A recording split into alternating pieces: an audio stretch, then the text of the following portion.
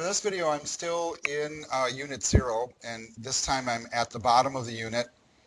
And I do want to talk to you about the textbook and the software that you're going to need for this course.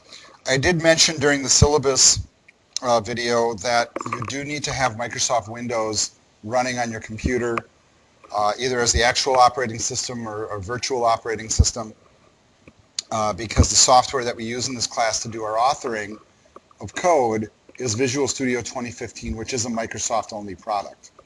One thing that's really interesting for those of you that follow this career path, Microsoft is planning on releasing a version of Visual Studio in the near future for Macintosh, which I think is fascinating. I think it's very exciting. Mac people probably think it's exciting too, but PC people probably don't care. Visual Studio 2015 is available for free, but let's talk about the book first. We are using the David Schneider book, which is the 10th edition of the book. This is what it looks like. It's got a red and orange cover.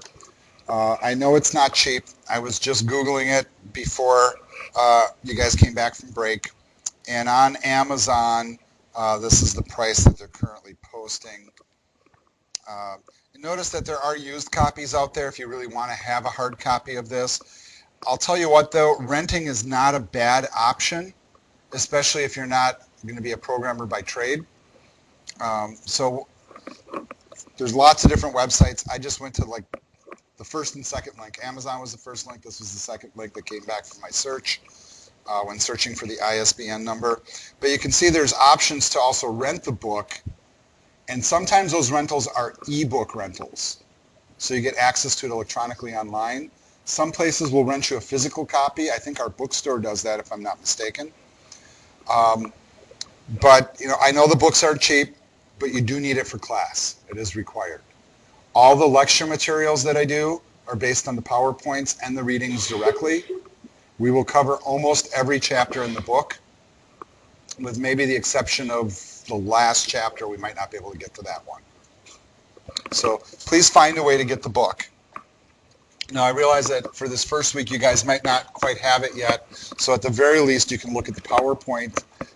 And if you look at the course shell, well, actually, when we get to Unit 1, you'll see at the very top of Unit 1 that I do have a PowerPoint posted for the first chapter.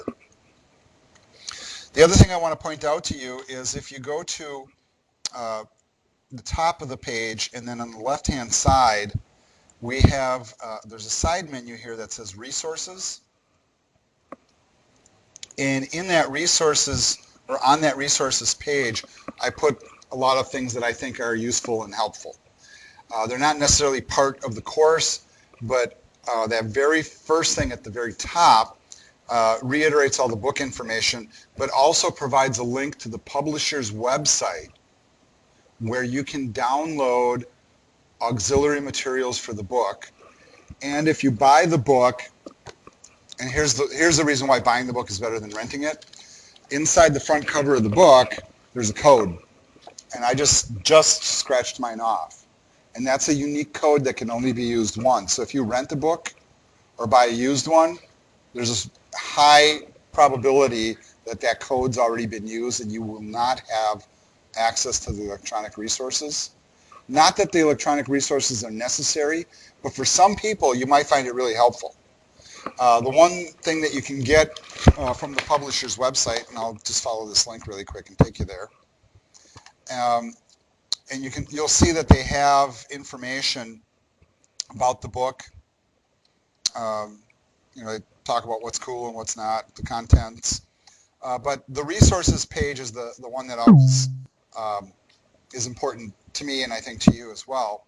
You can see the instructor resources. Well, wow, you can get all the solutions. You can download it if you're no, you can't do that. But you guys are students, and you have access to a bunch of different content here. And the thing that I think is probably most important is being able to get to the source code that comes with the book. And I'm trying to figure out where exactly you click to find that. Maybe you have to log in or something. But these files right here, once you get logged in, you can see where it says source code.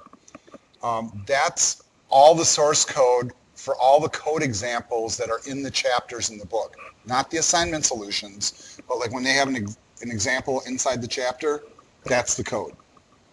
And so instead of like typing it in, you can just go in there and look at it or see if you typed something in wrong or just have an example to go by. So that, I think, even if it's just for that, it's a useful thing. The other thing that this book offers are pre-recorded videos from the author.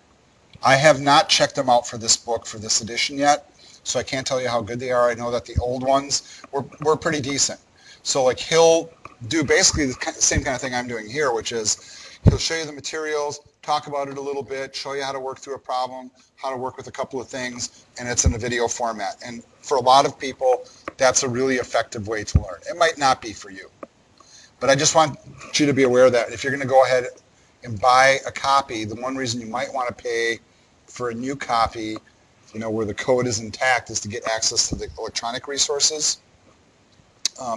And as of yet, I don't see a thing in here called errata. Do you guys know what errata are for a book? It means all the mistakes. All books have mistakes. No book is perfect. Now, so for most books, that's not a big deal. But if you got a mistake in a code example, that's a big deal. Because I told you earlier, one character that's wrong in code can make your whole program break. So knowing where those errors are in the book, that's important. Usually publishers will publish the errata on the book's website through their publisher's site. So that's another reason why you might want that. All right, so that's on the resources page. Now on the resources page, there's a bunch of other things listed, including stuff about the VDI, Office 365 if you don't happen to have it, some flowcharting tools, a place where you can get your software, which is what we're going to talk about next. And then every once in a while, I'll throw in some useful stuff like how to turn in your homework or our problem-solving handout, things that I hope that we can get to tonight, time permitting. All right, let's quickly go back to the Unit 0 folder, and you'll see there that the other thing that I have listed is get the software, right? And the software that you're going to need to load up on your own personal machine, if you want to do that, which I do recommend that you do, is Visual Studio 2015. It does come in many different editions. What's cool about Visual Studio is that it is now available for free. Visual Studio 2015 and 2017 are free for the general public. That is a new thing. That is only since Windows 10 was released. Microsoft made the decision to take their main authoring tool for the Windows platform and provide it for free to the community, and therefore they call that version of the product Visual Studio 2015 Community Edition. And it is the full-blown professional version of the product. It only lacks a few tools compared to some of the professional versions that you can get. So what I'm going to do for you is I'm just going to come up here into Google in my browser, and I'm going to correctly type Visual Studio 2015 and press enter. And you can see the search results I'm bringing back. And then I'm just going to go ahead and try to figure out which one of these I should click on. Yeah, I'll just click on the first one. It's Google, right? It's got to be right. And it takes me right to the download page. And as you come to this page, you're going to see the different options that are available. The two in the middle are the ones that, if you were a working professional, you would actually have to pay for. And those are probably the ones that you would be using. And what those offer are tools for working in collaborative environments that aren't part of the Community Edition. So they have to have some way to earn a little bit of money off the product.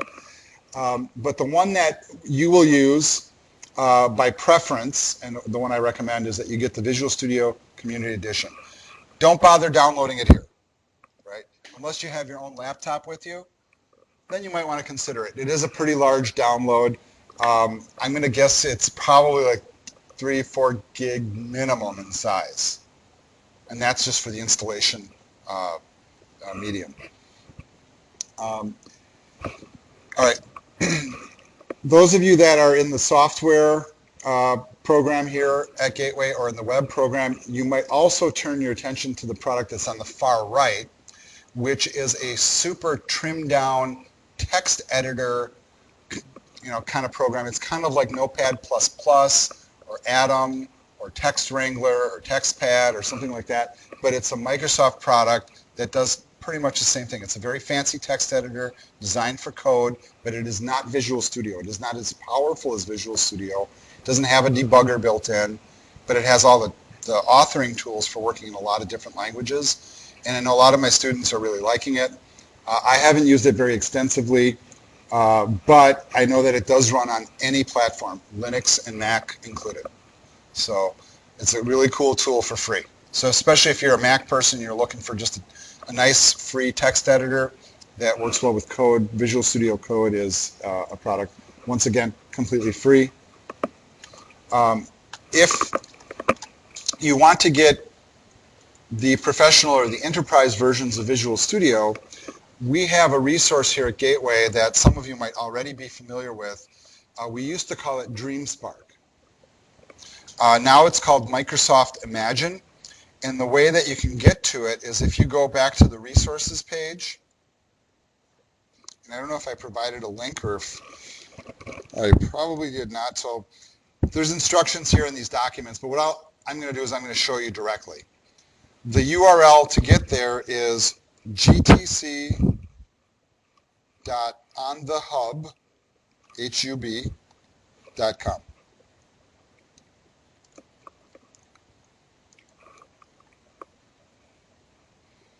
And then what I'm going to do here, for those of you that are logged into the session, I'm just going to post it. So there's the link. You can just follow it directly right from that shared screen. But that will bring you to this website. And this is a website where you can download just about any piece of Microsoft software and operating system that you can think of, with the exception of Microsoft Office. So just about any Microsoft software product that you can imagine is here. So if you want to get Windows 10 or Windows 8 or 7, I don't know if they have XP out there still, probably not.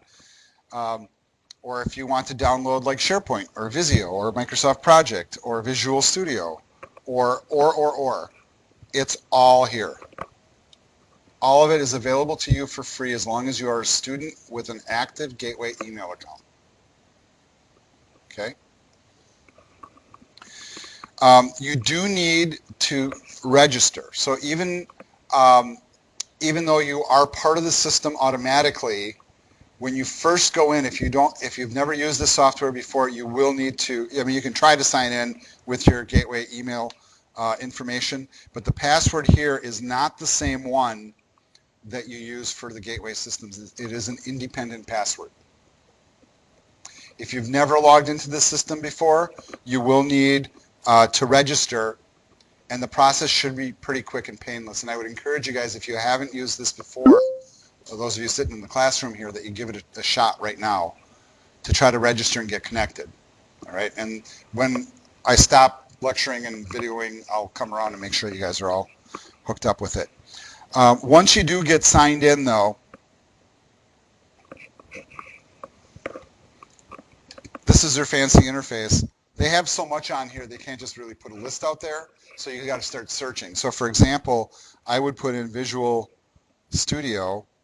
That's all I'm going to type for the search, and then just watch for the results to come back and just take a look at how much is there. Now, they know what people are mostly looking for. So the thing that you guys would want, just by searching for Visual Studio, is going to come right up to the top. That's your first option.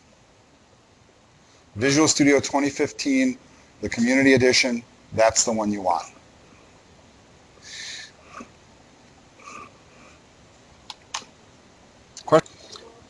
Okay, the question I got here in the classroom is, does it matter which version we download? So for example, if you go ahead and you, let's say, add to cart, Yeah, I know I have. Okay, I have ordered this product before. And really what I would need to do is look at my previous orders. There we go. And then you go to download. So I need to find the one that I've already downloaded. You guys probably won't see this screen unless you've done it before. So you're going to have to search for 2015. There we go. And all right, with this particular product, you'll eventually get to a screen where you have the capability of downloading it. And I'm trying to get to that screen. Let's just say download.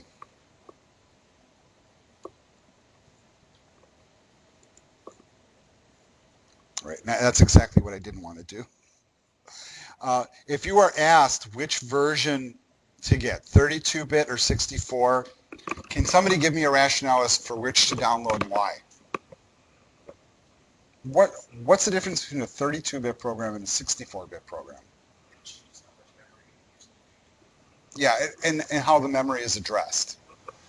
Microsoft Windows, from Windows 7 on up, by default was a 64-bit operating system. And if you have a 64-bit operating system, it's generally considered better to use 64-bit software. It's not really that relevant, though, frankly. You can write 64-bit software using 32-bit authoring tools. And really, the difference is the size of the download. If you're kind of pressed for hard disk space and don't have a lot of RAM on your machine, you might want to consider the 32-bit version. I think that's what I'm running. So frankly, it doesn't matter too much. I think the 64-bit version is probably like 2 gigs larger in size for download, somewhere in that neighborhood.